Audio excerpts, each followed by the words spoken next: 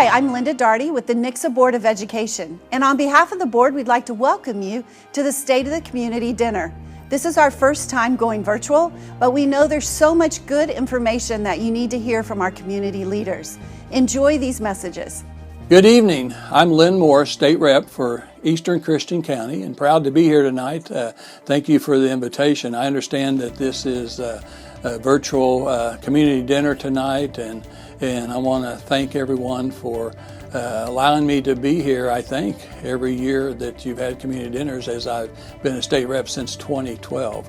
I want to thank all the friends and people who have supported me over the last 8 years as a state rep, and I'm extremely proud to be here tonight at the Nixa community dinner and to support the entire community and think about the education process in Nixa. My wife and I are proud that all 6 of our grandchildren go to the Nixa school system. And so we are strong Nixa supporters. And I want to just talk a little bit about what we've done this past session. It was the most challenging, obviously, as we lost 7 weeks because of COVID-19. So we were shut down for 7 weeks, and when we came back, it was a frenzy, and a lot of bills did not get passed, but some really good bills did get passed. I want to talk about 2 or 3 of my bills. One of my bills that I passed was really important, I believe, because of COVID-19, and we actually started it the year before, so we didn't even know COVID-19 was going to exist. But it's an electronic monitoring bill in nursing homes, and it allows families to go and buy an inexpensive camera system, say $100 or so, put it in a nursing home room of their loved one, and actually be able to see their family member, if they're dressed, if they're eating, walking around, things like that. And you know, that's extremely important because for the last several months, families have been separated from their loved ones, whether it be at hospitals or nursing homes. One of the bills I'm really proud of started really with Mr. Clayton Jones, a Nixa resident who was a Purple Heart veteran and actually was very instrumental not only in the state of Missouri with Purple Heart issues, but also nationally as he represented the Purple Hearts Association and group. And I passed a Purple Heart Veterans Bill that was signed by the governor and has now gone into law that will honor our Purple Heart veterans. Another bill I worked on that I hope will help reduce health care costs, and particularly prescriptions, is our first time ever to regulate PBMs, pharmacy benefit managers. They're the reason why we have high drug costs today, one of the major reasons. And so they will be starting to be regulated. And I think this is really going to help the state of Missouri control health care costs. I think most people that I've talked to in Christian County and around Southwest Missouri know and want our businesses and schools and churches to stay open. We've got to find a way to find a safe medium somewhere how we can keep people safe and healthy at the same time. We must educate our kids. We must keep our businesses open. We saw what financial disaster has come about that. Talking about financial disaster, this year was the hardest with budgets. I've had 8 years of budget experience, and some have been easier than others. This one was most difficult and most challenging. We did pass a balanced budget, $35.3 billion. However, we've had to make some cuts and adjustments and withholds already. And we did cut about $1.1 billion. I want to also let people know that the 2 biggest budget items in the state out of every dollar is very interesting, I think, to me, and I hope will be to you. 30 cents of every dollar is spent on social services, 30 cents. And it will increase next year because of Medicaid expansion. The second largest item of the budget is elementary and secondary education, which I consider extremely important. And Nixa has one of the very best in the state. But 24%, 24 cents out of every dollar is spent on elementary and secondary education. When you add those two together, we have 54 cents out of every dollar that is spent on those 2 items. And those 2 items are important. But it just goes to show you why it's hard to find money for roads, bridges, everything else that we do when only 2 items are taking up more than half of our budget. So always going to be a challenge, but Missouri's always risen to that challenge. You know, I want to kind of close by saying something about Nixa. I'm extremely proud of Nixa. It was the town that I put my 3rd family pharmacy in back in 1979. We had Cruisin' USA frozen custard for 10 years here in Nixa.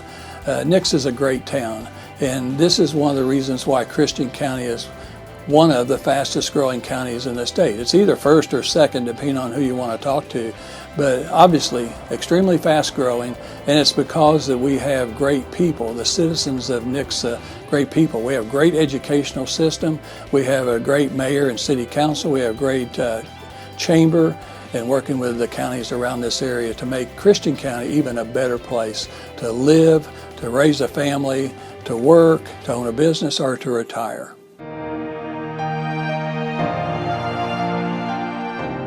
Good evening, Nixa.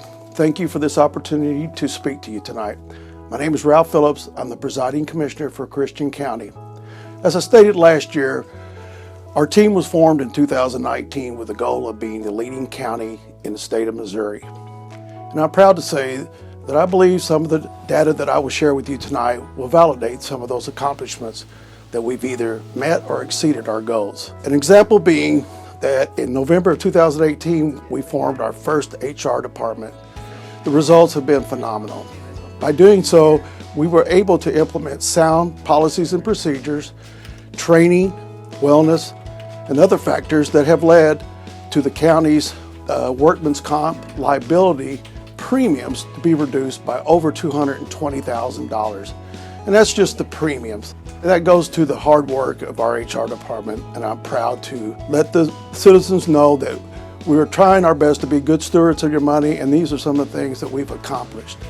And I want to read a quote to you from our insurance provider that I think will summarize and put it in perspective. Through July 1, 2017, Christian County was the 2nd worst performing tax district in terms of claims losses out of nearly 200 districts within their insurance pool.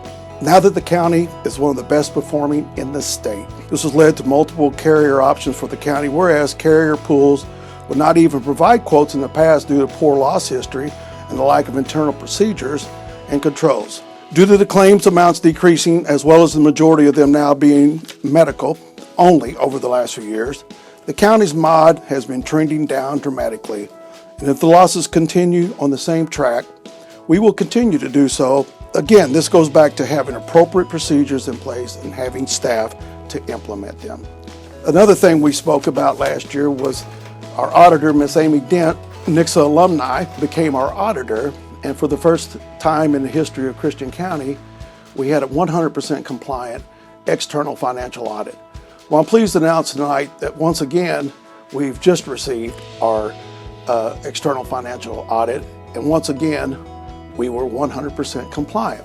Christian County is the example of most counties financially. Your general revenue funds are exceptional and exceed state statutes. Going forward into 2020, again, many things continue to happen in a positive manner in our county.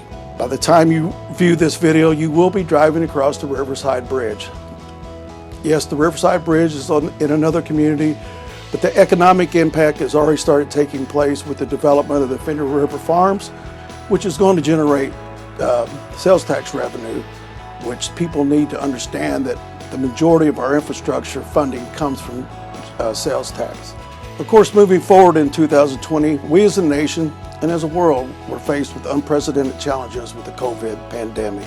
I am so proud and honored to have the collaboration between your civic leaders, the county, and the other municipalities to unite and to make the decision based on the best interest of our community.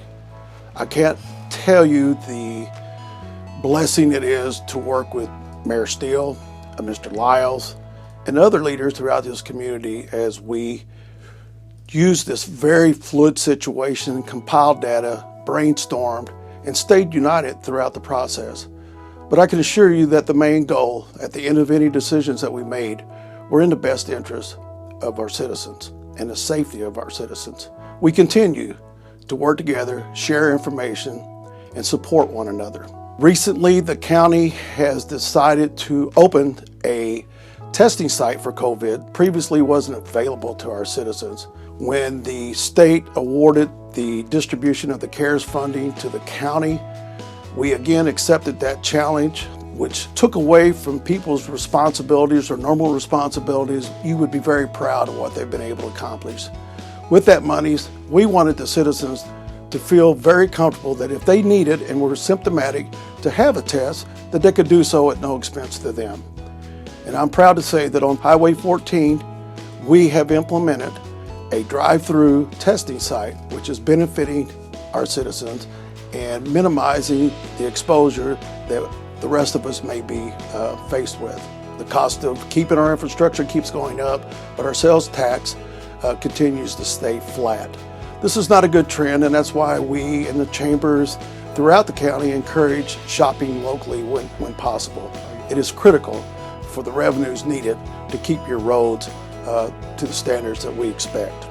In 2019, I want to go back to our assessed valuation. Last year, Christian County assessed valuation increased dramatically, and that resulted in $2.2 million approximately to be distributed amongst our schools, to include Nixa schools, which will see an increase of over $800,000 in personal property tax that will help our schools meet the challenges and cuts that they are faced with this year. And in closing, I would like to say one thing and encourage each and every one of you. Regardless of the challenges that we are faced with as a community, I just ask you one thing. If you know an educator, I would ask you to please reach out and tell them how much they are appreciated. Regardless of the challenges that we are faced with, theirs are greatly more intense. And if you don't know an educator, maybe send an email encouraging our administration or an employee that's faced with all these unprecedented challenges to protect our children. Thank you, and God bless you, and God bless the United States of America. Well, first and foremost, we cannot start a review of the past year without first thanking this community and our leadership, our board of directors and our fantastic chamber ambassadors, and of course, all 458 of our outstanding members for their continued support of the Nixa Area Chamber of Commerce.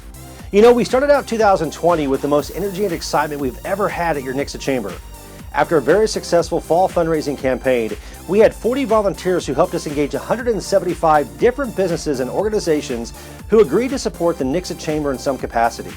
The advocacy and feedback we heard from this effort was unbelievable, and with our chamber staff of myself, Bryn Campbell, our Vice President of Operations, and Melissa McCormick, who is the Vice President of Membership, we were ready to impact the Nixa community in a huge way in 2020. And then, the plans overnight were changed. After the tough decision to postpone and ultimately cancel Nixpo, we knew we had to pivot immediately. We knew our businesses and organizations were going to need us more than ever. Right before the first city orders to lock down happened, the Chamber executive team sat down and constructed what we called our Operation Forward DNA plan, with the main goal of it continuing to be the #1 resource for the business community. After all, it's in the Chamber's DNA and our mission statement to support businesses and to be that resource for them in good times and challenging times. DNA stood for Development, Networking, and Awareness. Development, continue to develop our local businesses and organizations through training, motivation, goal setting, coaching, and consulting through virtual resources. Networking, create online networking opportunities and develop tips and strategies to help businesses navigate the virtual world. And of course, awareness. Bring awareness to our community, organizations, and businesses about our Nixa businesses and organizations and what they are going to do to move forward. Each one of those DNA elements had their own action steps that included a lot of what you saw Nixa Chamber do over the next few months. The response we heard was very rewarding. I think we were working harder during those few months than we ever had before. Some of the action steps we completed included one-on-one business coaching and technology training with Zoom calls and search engine optimization training, online sales training, and more. We handed out pre-made delivery and curbside pickup signs for free to our businesses so they were ready before they had to lock down their doors. We placed Shop Local banners all over Nixa to remind people to support our local businesses, to be vocal for shopping local.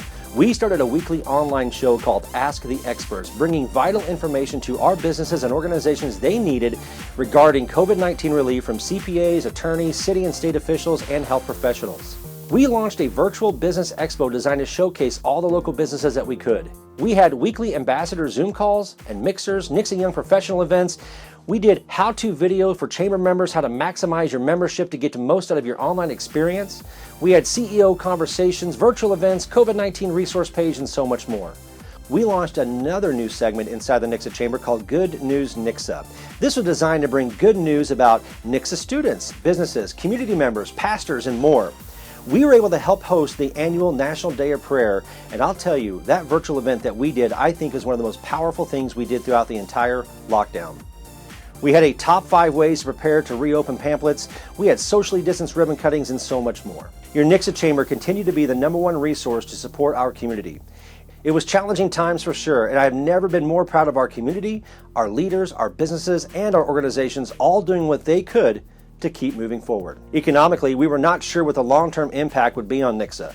Looking back now, it was amazing to see how many of them pivoted and had tremendous success and were taking the necessary precautions to keep staff and customers safe. Overnight, several were forced to offer their products or services in a completely new way, and many of those systems and models they created have made them more efficient and profitable. Yes, there are some businesses and organizations who have had a very difficult time, and we must remain sensitive, and honestly, your chamber has been one of them. And at the same time, many have not only survived, they've flourished. The owner of Big Whiskey's in Nixa told me, our location is the #1 store in the franchise. Walmart manager said, our Nixa location is #1 in the state in several categories, including online orders. We were sad to have to cancel so many things the Nixa Chamber was excited about, including Nixpo and Sucker Day Music Arts and Crafts Festival. Then we tried to plan one more summer event, and ultimately the right thing to do was cancel Nixa Fest as well. This year we learned one thing: be ready to change.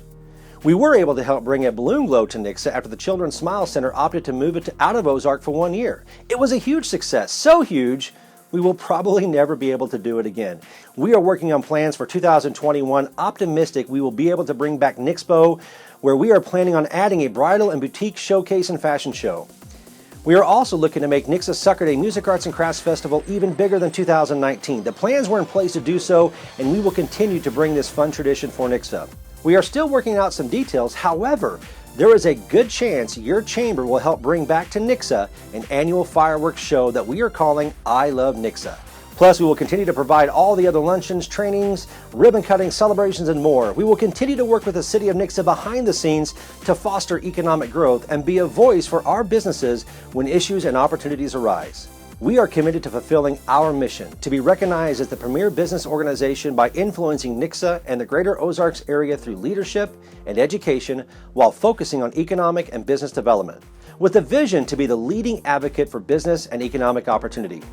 We appreciate all the support Nixa shows for your chamber and ask you to continue to financially support us as well. We need it more than ever this year. Thank you.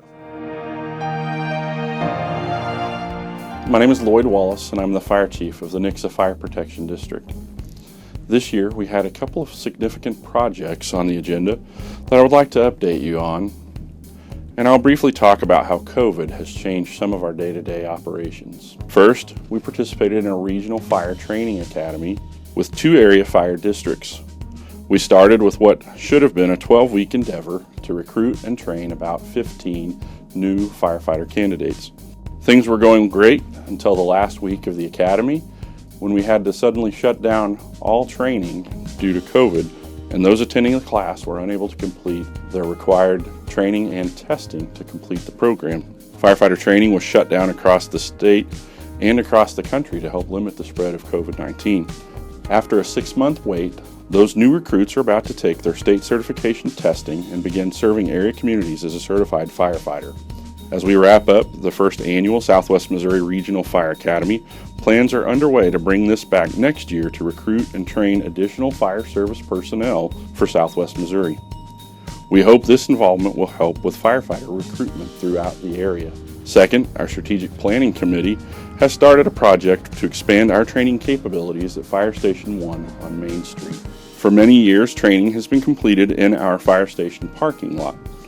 Fire training often caused conflict with activities in our community room, such as driver's training or other events throughout the week.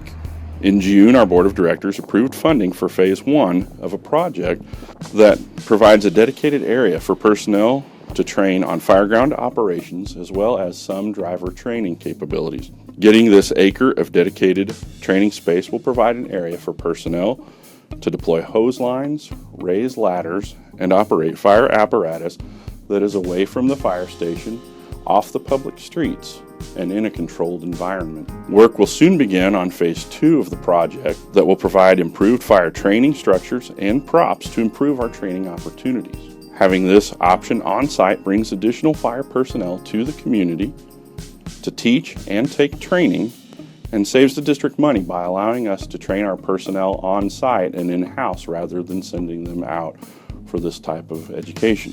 COVID-19 has caused many challenges for everyone this year, and the fire district is no different. An inability to secure appropriate levels of PPE early in this pandemic forced us to reduce the amount of calls we responded on to only the highest of life threats. This allowed us to preserve what PPE was available to ensure we could keep our personnel and our customers safe. Unfortunately, as the community saw many annual events postponed, restructured, or canceled, we also had to limit interaction during an otherwise busy time of the year. PR events, school visits, and our very own Front Porch Fridays fell to the uncertainty of the virus. However, this allowed us to bring in some new ideas and create new opportunities. Our first ever Facebook Live fire truck tour was completed over the summer. Drive-by birthday parades became very popular, and even annual MDA collections became virtual as we celebrated with a local MDA ambassador.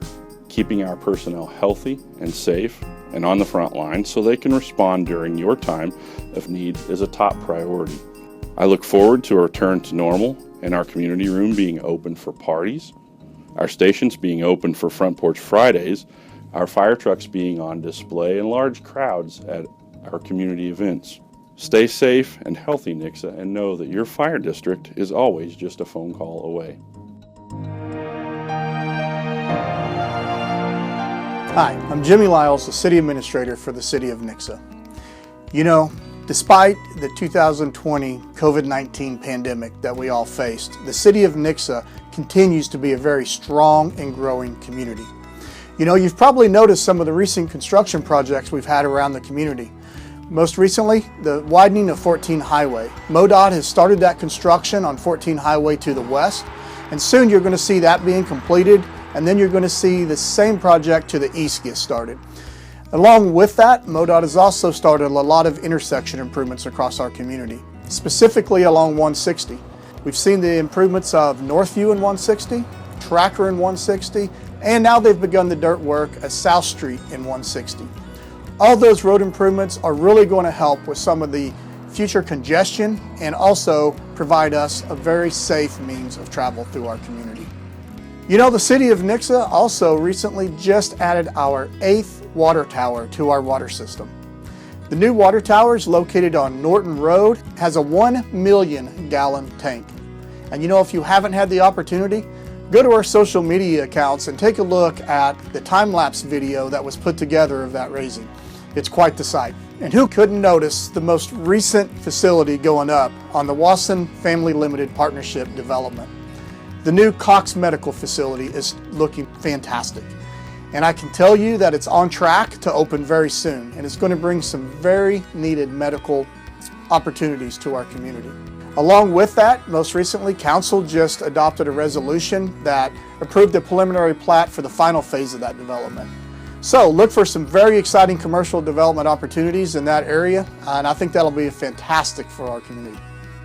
You know, along with our commercial growth, we're experiencing some very good residential growth as well. Despite COVID, we continue to be on the same pace as residential homes being added in 2020 as we saw in 2019. We had about 250 additional residential homes brought in 2019, and we're on pace to either match that or exceed that in 2020. So again, Nixa continues to be a very strong and growing community. You know, 2020 also brought a lot of transition to the city's leadership team. Donna Swatzel retired from the city with 17 years of service as the finance director. But I can tell you, we found an amazing person to fill that role. Jennifer Evans comes from us from the city of Cassville and brings with her a wealth of knowledge and experience. Travis Cossey also accepted a new position within the city. So he went from being the Planning and Development Director to being the Nixa Utilities and Public Works Assistant Director. So that opens up another opportunity for us to fill a part of our leadership team.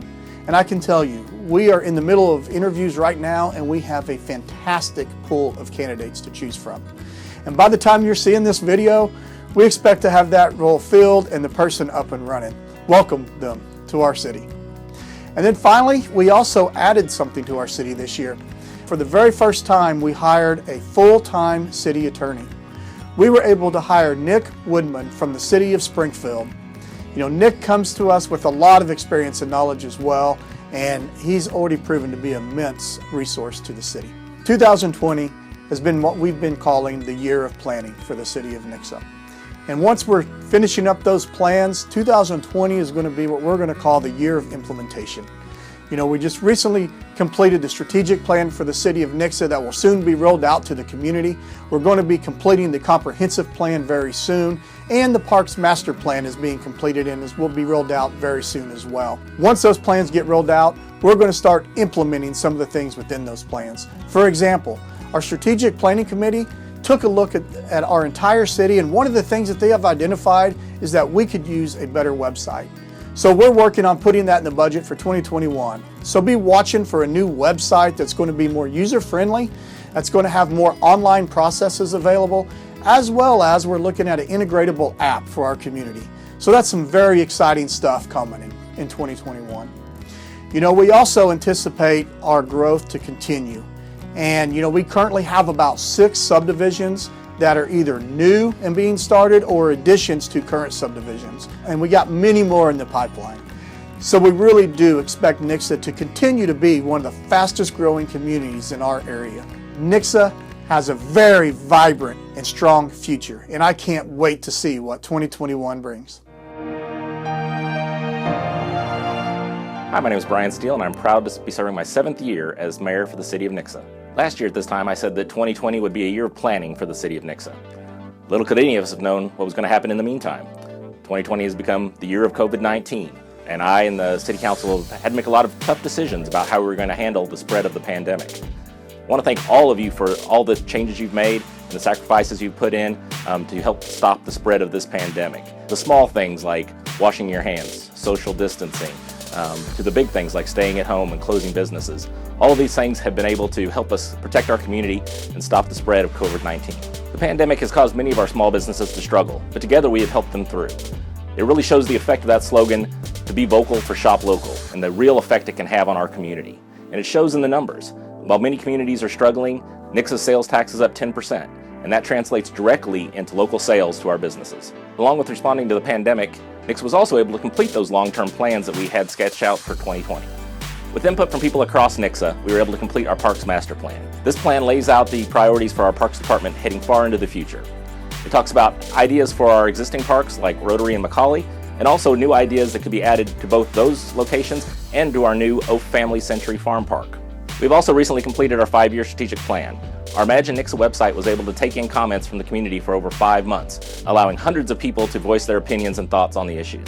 15 local residents, along with our city staff, were able to take this input and put it together and create ideas and plans on how to tackle these issues going into the future. This plan has been presented to City Council and should be approved by the time this video is shown.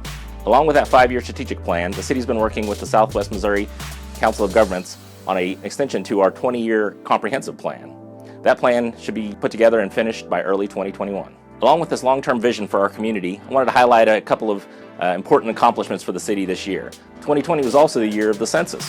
Nixa and Christian County were the second highest self-reporting community in the state. This is going to lead us to be able to pass some additional benchmarks that will allow additional businesses to be able to locate in Nixa. The city also recently received the Missouri Municipal League Innovation Award. This is the 4th year in a row that Nixa has received this award. This shows the forward thinking and innovation that is throughout Nixa city government. I'd like to welcome everyone to our first virtual State of the Community. It's always an exciting time to have our traditional State of the Community, where you have 250 to 300 members of our community receiving updates from our leaders in Christian County, Nixa, and the public schools. And it's always great just to have time to have questions from our crowd and audience, and to say, listen to their concerns and questions they have, and for us just to be able to give updates. It's hard to believe it's already been 3 years, but this is my third year.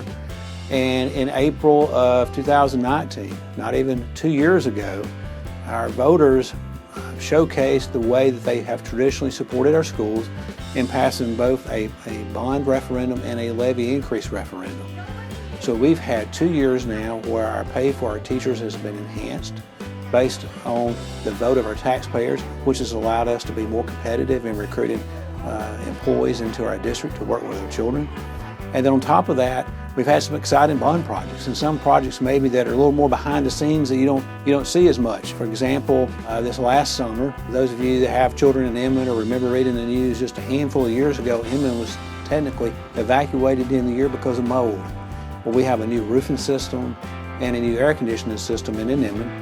So even though from the curbside, when you're pulling up, you may not notice, hey, there's a new roof, there's new air conditioning units, but the climate there has been dramatically changed because of the different things that have been added as far as the air conditioning, the roofing system, and new LED lighting that we put in across our district, which will make our rooms brighter and use less energy, which will allow us to have a greener footprint.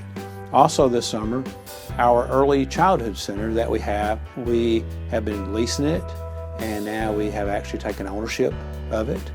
And then a couple other projects we know they're out there. If you've been to our new stadium, we've already had band competitions at the stadium, our soccer team's playing at the stadium, our football team's playing at the stadium.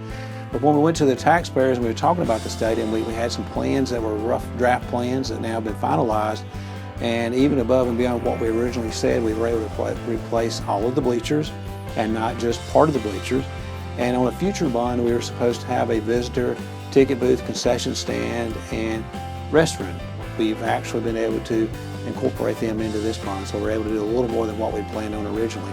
But I hope if you haven't had a chance to go to the stadium, you're able to look at it and get to experience it, because it's a really nice place to be.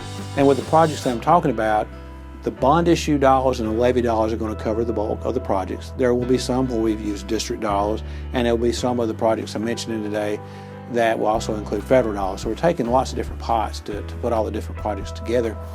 But between the high school and Matthews Elementary, if you've ever been through that area, there's a big hayfield. It's almost 40 acres.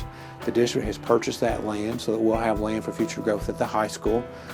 During the bond campaign and in listening sessions with a lot of different people, my first year, it was clear, and even in CSIP, it's clear that our community wants to keep one high school as we're the Eagles, and we don't have two high schools where you have one that's the Bears and one that's the Eagles. And part of purchasing the land is allow us to have the room close to the high school to continue to have one campus for the long-term future. Technically, we could have over 3,500 students on the high school campus with the land that we purchased. We currently have a big project that we campaigned on during the bond issue that I think people are going to be excited about, and that's at Century Elementary. We're currently adding 10 classrooms on the Century. Several of them are being hardened so that if we have a tornadic event, all the students and employees in the building can actually be in a FEMA grade facility during a tornadic event or inclement weather event. And then our last signature project, we are working on the plans right now with the architects, and we've had different people in our district, like our arts, band, choir, and theater, to look at our plans. But we're working on our Performing Arts Center, and we believe that in the late spring we will be going out for bid on our Performing Arts Center project, which will be a wonderful project that will last for the children involved in the arts, and then not just for the children but for our community, will offer us the ability to have some really nice events in Nixa. This project will take about a year as far as construction of the actual Performing Arts Center, and then it will take some time also to go into our old Performing Arts Center, into our band, choir, and theater facilities and renovate them. But our band program, choir, and theater, they will all have more square footage than they do now to meet the needs of their kids, not just now but for the future. And then we'll have 1,100 seats in our Performing Arts Center, which will last to double the capacity almost as far as our crowds at our events that we have with the Performing Arts Center. It's been a busy 2 years since we passed the bond issue as a community, and we're really excited about the projects. I just kind of went over today. Can't thank our community enough for the support that they have continuously displayed for the schools, and with the pre-planning already that's going on for a future bond, we'll know more about our enrollment and other things, and then 2 to 3 years from now we'll be going back to the voters looking at the needs that we have. Nixa's noted for about every 3 to 5 years having some type of bond, and we're already looking in a proactive manner at what will we need in the future to meet the needs of our kids and our community. But we're really excited about these projects and how they're going to really help us to offer unique experiences for our children. They will help us with growth as far as future demands as we become a larger district, and then we'll offer our community some really nice facilities that can allow us to hopefully host events and showcase the different types of programs that can be housed in our area with the arts, music, theater, and then also with our athletic program. Thank you, and enjoy tonight's State of the Community.